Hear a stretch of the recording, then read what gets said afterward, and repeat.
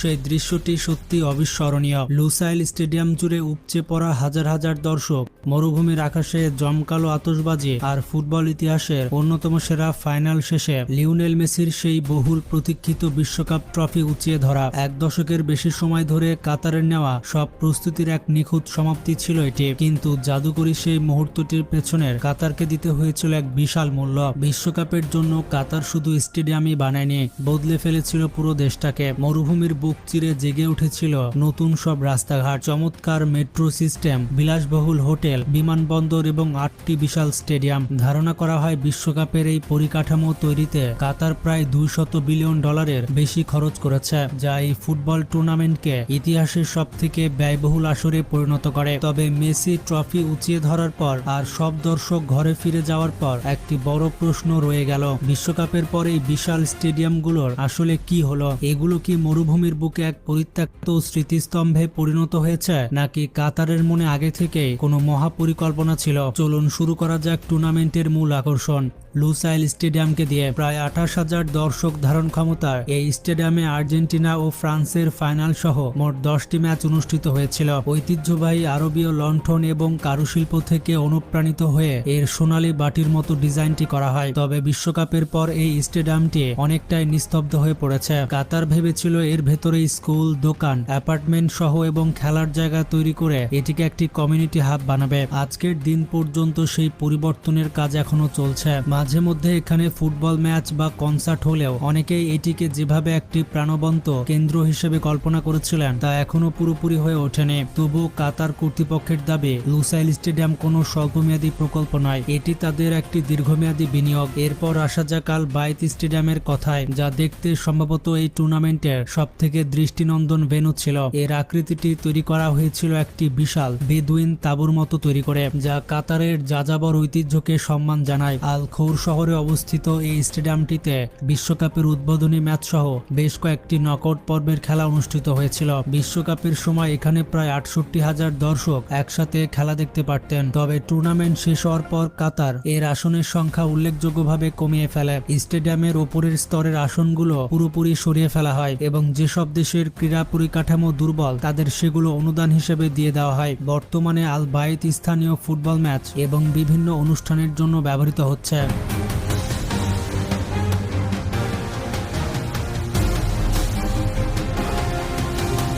Education city স্টেডিয়ামের লক্ষ্য কিন্তু শুরু থেকে কিছুটা ভিন্ন ছিল। বিশ্ববিদ্যালয়ের ক্যাম্পাস এবং বড় বড় গবেষণা প্রতিষ্ঠানের মাঝে অবস্থিত হওয়ায় ফুটবলের পরও এর একটি ভবিষ্যৎ তৈরি করা হয়েছিল। বিশ্বকাপের সময় চমৎকার জ্যামিতির নকশার কারণে এটিকে মরুভূমির হীরা বা ডায়মন্ড ইন দ্য ডেজার্ট নামে ডাকা হতো। টুর্নামেন্ট শেষে এই স্টেডিয়ামের প্রায় অর্ধেক আসন সরিয়ে ফেলা হয়। এরপর এটি বিশ্ববিদ্যালয়ের খেলাধুলা, সামাজিক অনুষ্ঠান এবং স্থানীয় ফুটবলের একটি মূল কেন্দ্রে পরিণত হয়। বিশ্বকাপের পর স্টেডিয়ামগুলো কিভাবে কাজে লাগানো যায় তার সবথেকে সফল এবং কার্যকর উদাহরণগুলোর একটি হচ্ছে এই এডুকেশন সিটি স্টেডিয়াম। আহমেদ বিন আলী স্টেডিয়ামটি মূলত একটি পুরনো স্টেডিয়ামের জায়গায় নতুন করে তৈরি করা হয়েছিল এবং এটি এখন কাতারের স্থানীয় ক্লাব আল রায়ানের হোম গ্রাউন্ড। বিশ্বকাপের সময় প্রায় 45,000 দর্শক ধারণ ক্ষমতার এই স্টেডিয়ামে 7টি ম্যাচ অনুষ্ঠিত হয়েছিল। টুর্নামেন্টের পরের আসন সংখ্যা কমিয়ে 21,000-এ নামিয়ে আনা হয় এবং এটি আবার স্থানীয় ফুটবলের সেবায় ফিরে যায়।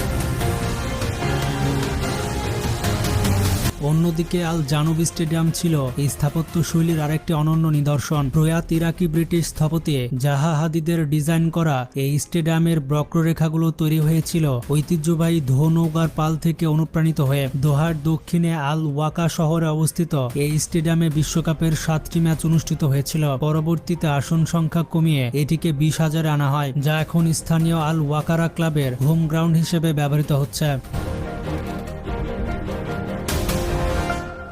এবার আসা যাক খলিফা ইন্টারন্যাশনাল স্টেডিয়ামের কথা, যার গল্পটা কিন্তু বাকিদের চেয়ে একদম আলাদা, কারণ এটি বিশেষভাবে শুধু বিশ্বকাপের জন্য তৈরি করা হয়নি। 1976 সালে চালু হওয়া এই স্টেডিয়ামটিকে বিশ্বকাপের আগে বড় আকারে সংস্কার করা হয়েছিল। যেহেতু এটি আগে থেকে কাতারের জাতীয় স্টেডিয়াম ছিল, তাই বিশ্বকাপের পরও এখানে বড় বড় ক্রীড়া ইভেন্ট আয়োজন করা খুব সহজ হয়েছে।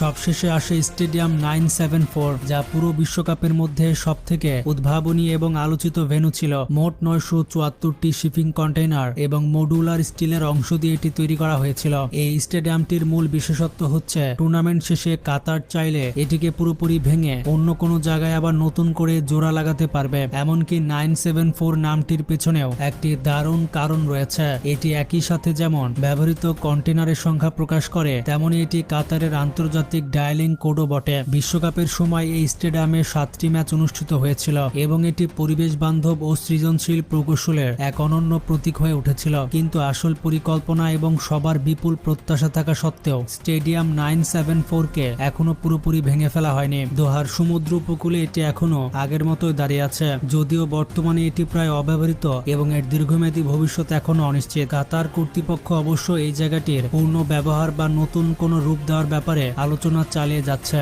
তবে আপাতত স্টেডিয়াম 974 কাতার 2022 বিশ্বকাপে সবথেকে আকর্ষণীয় এবং রহস্যময় একটি স্মৃতি হয়ে রয়ে গেছে। সবশেষে রয়েছে আল থুমামা স্টেডিয়াম। পুরো আরব বিশ্বে ব্যবহৃত ঐতিহ্যবাহী গাফিয়া টুপির আকৃতিতে অনুপ্রাণিত হয়ে এটি তৈরি করা হয়েছিল এবং এখানে 8টি ম্যাচ অনুষ্ঠিত হয়। বিশ্বকাপের পরের ধারণ ক্ষমতা কমিয়ে ফেলা হয় এবং স্টেডিয়ামের একটি অংশকে স্পোর্টস ক্লিনিক ও কমিউনিটি সেন্টারে রূপান্তর করা হয়। বর্তমানে এখানে স্থানীয় ফুটবল ম্যাচ এবং মাঝে মধ্যে কিছু আন্তর্জাতিক ইভেন্ট আয়োজন করা হয়। কাতারের অন্যান্য ভেন্যুর মতোই আল থুমামাকেও এমনভাবে ডিজাইন করা হয়েছিল যেন প্রয়োজনে এর আকার ছোট করা যায়, কারণ কাতার খুব ভালো করে জানতো যে তাদের স্থানীয় ফুটবলের দর্শক ধারণ ক্ষমতার জন্য এত বিশাল স্টেডিয়ামের কোনো প্রয়োজন নেই। তাই আপনি যদি এই 8টি স্টেডিয়ামের দিকে তাকান তবে একটি নির্দিষ্ট পরিকল্পনা পরিষ্কার দেখতে পাবেন। কাতার কখনোই আশা করেনি যে বিশ্বকাপের পর এই সব স্টেডিয়াম দর্শকে পূর্ণ থাকবে। পুরো দেশের জনসংখ্যা মাত্র 30 লাখের কাছাকাছি, তাই প্রতি সপ্তাহে 80,000 দর্শক টানতে পারে এমন কোনো বড় ফুটবল ক্লাবও তাদের নেই। আর ঠিক এই কারণেই কাতার শুরু থেকে পরিকল্পনা করছিল যে বিশ্বকাপের পর তার আসন সংখ্যা কমিয়ে ফেলবে, ভেন্যুগুলোকে অন্য কাজে ব্যবহার করবে অথবা কোনোটি পুরোপুরি ভেঙে ফেলবে। কিন্তু এই পরিকল্পনা আরেকটি বড় প্রশ্ন তোলে, তাহলে কাতার আসলে কেন এই বিশ্বকাপ আয়োজন করেছিল? এর উত্তরটি শুধু ফুটবলের গণ্ডির মধ্যে সীমাবদ্ধ নয়। কাতারের জন্য এই বিশ্বকাপ ছিল মূলত তাদের সম্মান এবং পরিচিতির লড়াই। এটি ছিল পুরো বিশ্বের কাছে নিজেদের নতুনভাবে চেনানোর একটি বড় মাধ্যম। গত কয়েক দশক ধরে কাতার মূলত প্রাকৃতিক গ্যাসে সমৃদ্ধ পারস্য উপসাগরের একটি ছোট দেশ হিসেবে পরিচিত ছিল। পৃথিবীর সবথেকে বড় ক্রীড়া উৎসব আয়োজন করে কাতার নিজেদের ভাবমূর্তি অন্য এক উচ্চতায় নিয়ে যেতে চেয়েছিল, যা ব্যবসা, পর্যটন, খেলাধুলা ও কূটনীতির এক বিশ্বব্যাপী কেন্দ্র হবে। তবে সমালোচকদের মতে কাতারের এই কৌশলের একটি বিশেষ নাম আছে, আর তা হচ্ছে স্পোর্টস ওয়াশিং। তাদের যুক্তি হচ্ছে বিভিন্ন দেশ তাদের আন্তর্জাতিক ভাবমূর্তি বাড়াতে এবং মানবাধিকার বা শ্রমিক অধিকারের মতো বিতর্কিত বিষয়গুলো থেকে বিশ্বের চোখ সরাতে এই ধরনের বড় ক্রীড়া ইভেন্ট ব্যবহার করে। বিশ্বকাপ শুরুর আগে এবং টুর্নামেন্ট চলাকালীন সময়ে কাতারকে তীব্র সমালোচনার মুখোমুখি হতে হয়েছিল,